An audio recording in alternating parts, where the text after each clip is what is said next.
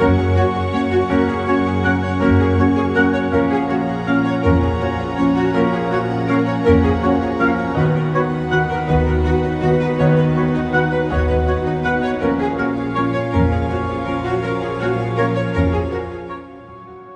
Flossmas. Happy Saturday after Christmas. By this time, probably most of the Christmas food leftovers are eaten up, maybe. Not so much in our house. We're still working on them. Maybe we've come out of the coma a little bit. Read our books, played with our toys, tried out our new stitching, and now we can just chill out until the New Year's. Maybe some people have to go back to work on Monday, but we won't talk about that. Still rainy here. So it's feeling very cozy. I have my tea today is stash tea, Christmas in Paris.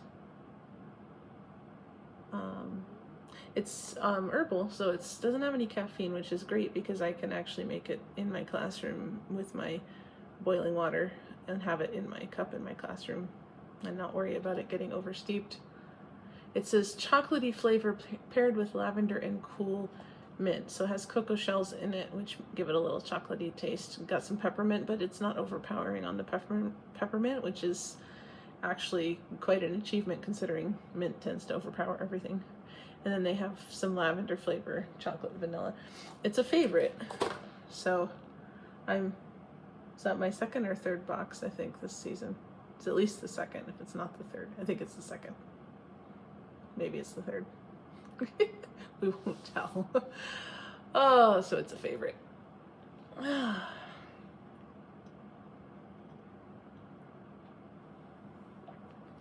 It's comforting and relaxing, but also kind of energizing because of the peppermint at the same time. So it's very nice. I'm not sure that I necessarily get the lavender, but I do get the cocoa and the peppermint and just a hint of something more. So, oh, the treat I have for today, I'm gonna have to put a photo at the end again because it's bread and it's putting crumbs everywhere, so I'm not bringing it over here. This is my grandmother's traditional Christmas bread. It's not a stollen, although I don't know what they call it in Eastern Europe. My grandmother was half Belarusian, and also it's apparently a Christmas bread in other parts of Eastern Europe, like Hungary and maybe Czechoslovakia. I've heard different people talk about it. And so it does have a nut filling. She also put poppy seed filling, and I guess sometimes you could get prune filling, which I'm not into, but I do the nut filling. And it's a very rich dough, it's got sour cream in it. So it's very tender dough. And then you spread it out and you roll it up like a cinnamon roll with the filling inside and bake it. But my grandmother's recipe, I couldn't manage to make it without it turning totally flat. So I searched online for some more similar recipes, and so I actually used one from online, which is not hers, but I will link it below because that's the one that I actually got to work. I'm sure maybe after years and years of making it, she didn't actually follow the recipe. So when I follow the recipe, I get into trouble. I cook that way too. So does my mom. So, yeah. But it's different. For me, mine is not exactly like hers. I haven't managed to make mine turn out just like hers, but it's close enough and I'm happy. And since she passed away a couple years ago, I always make one for my mom, one for me, and one for each of my brothers as a way of remembering her at Christmas time. So I'll link it below and you guys can make some Hungarian, Eastern European nut bread. Let's see. So that's the treat for today. One more sip.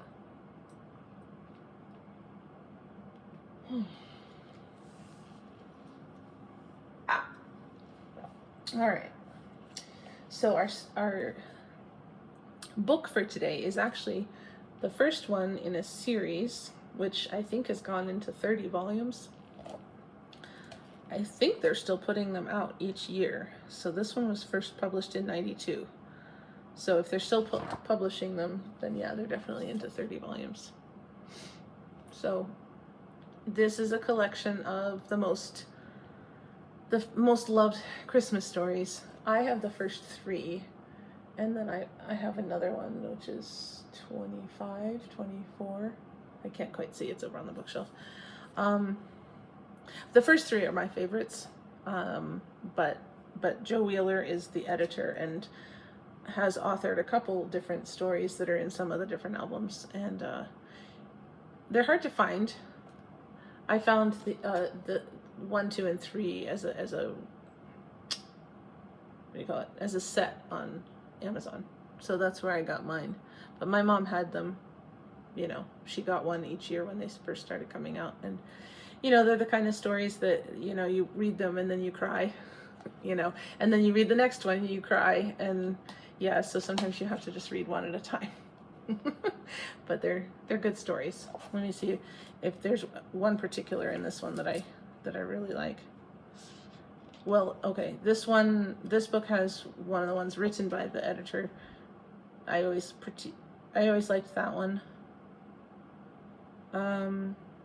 Yeah. Different ones. Yeah, so he's lots of different ones. Sweet Christmas stories.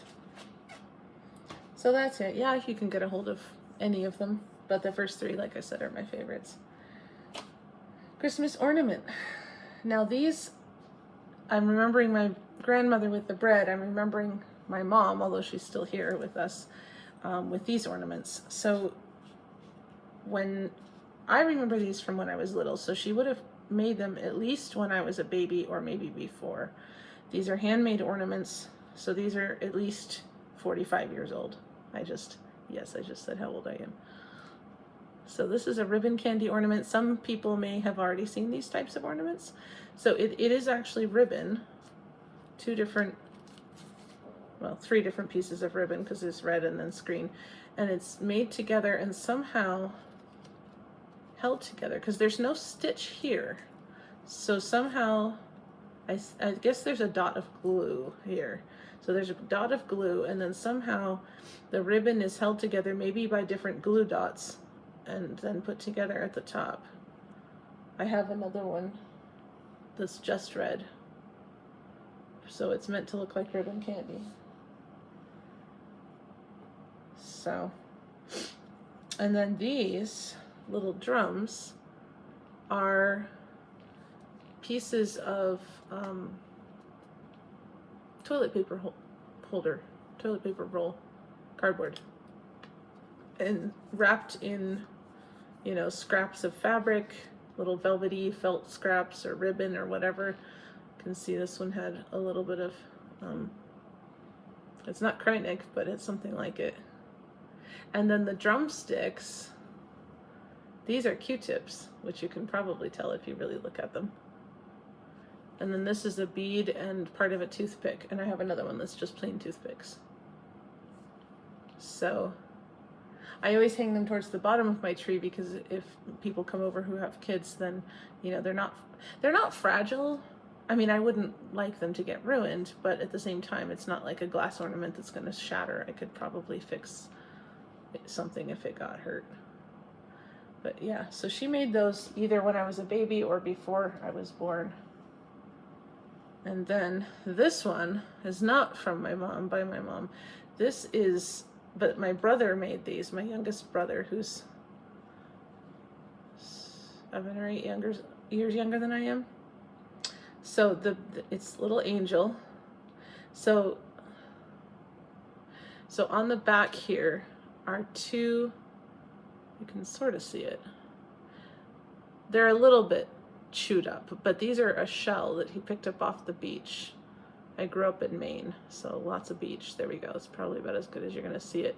And they're 2 like angel wing type shells that you can find on the beach. You can find them separately. I think these might have been 2 separate ones, but you can also find them joined together if you're careful not to break the little hinge. So that's the angel's wings, and then the angel head is a Q-tip, which he did draw a face on. It's very difficult to see. You can kind of see it, little smudges. That's him drawing the face. There we go, 2 eyes and a mouth. And then my mom had like some doll hair, and then just a scrap of lace and fabric. So he wasn't 10 years old. I think he was younger than that when he made these. So I've had this one for quite some time as well. But he made them for everybody one Christmas. I was away at school, and he and my mom must have just sat down and had little mommy son time and made these for everybody. So I remember when I was little, we did this for several years actually, because we did it several times. We used to get whole in-shell peanuts, and we would varnish them. My mom would varnish them. She didn't let us varnish them. So she would varnish them, and then we would glue magnets on the back and little like ribbons, or like maybe make a paper hat or something for it to wear, kind of like a Mr. Peanut kind of thing. And so then we gave them to people as like fridge magnets. And that was our little craft. So I think David was too little to do that when we did that, and we stopped after a few years. Probably everybody had a peanut. So I think this was my mom's way of giving him a little craft to do. So anyway, not the greatest ornament, but the memory, of course, is the thing. Oh, and then what have I forgotten? Oh, the music. Okay, so my music recommendation today is Lorena McKennitt. She's a Celtic, I want to say Celtic pop, but I'm probably not using the right terminology. Anyway, she's a Celtic style artist that also uses some synthesized music and stuff. And she has at least 2 Christmas albums that are out. So did I get a picture? I think I downloaded a picture. Hang on. Yep. Okay, so that's one of them. And the other one, something midwinter warmth or something like that. I forget. I just looked at it too. Yeah, I'm losing my mind, guys. I'm really sorry. But anyway, look her up. She's on Spotify. I don't know that the albums are in production anymore, but she's definitely on Spotify. So, and she's still making tracks. She made a new one this summer. So anyway, so that's the music. So we have music, book, tea, ornament, and want to stitch. Lynn Nicoletti, Canadian designer.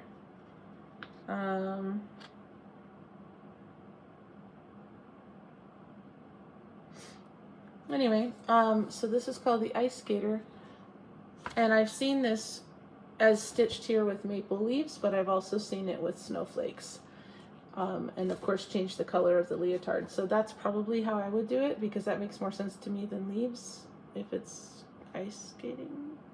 So whenever I get to stitch her, I'll probably put her in like blue and silver, and then have snowflakes instead of autumn leaves for that. So it isn't really Christmas, but it's winter. And I suppose you could even do it like Nutcracker if you wanted. Although I don't know what you do then. Candies? I don't know. Did anybody else grow up going to the Ice Capades? We would go visit my grandparents in Pennsylvania, and a lot of different years they would take us to Philadelphia to see the Ice Capades. So I grew up seeing the skaters. I don't know. Anybody else? I don't even know if they still do that. I'm assuming they do. But yeah. So, very cool. And I said about the bread. Yeah, that's all I've got for you today. I took a little video of some of the holiday pillows that I have on the couch. If you've been around my floss tube, you've seen a couple of them because they were FFOs in the last year and a half or so.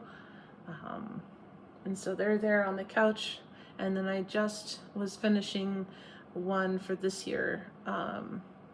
It was actually a t-shirt, because I looked for pillows or pillow covers or something, and they were super expensive, and I was like, forget this, I can get a t-shirt for $15.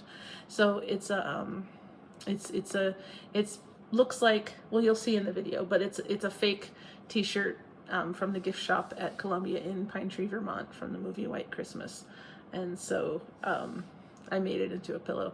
And if you have sharp eyes, you'll notice that the pillow is not closed at the bottom because I've run out of stuffing.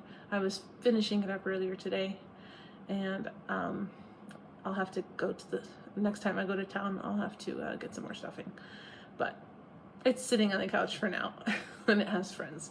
So I'll include that and the picture of my grandmother's nut bread, grandmother's style, because it's not her recipe. But anyway, have a really lovely rest of your Saturday, and I will see you tomorrow.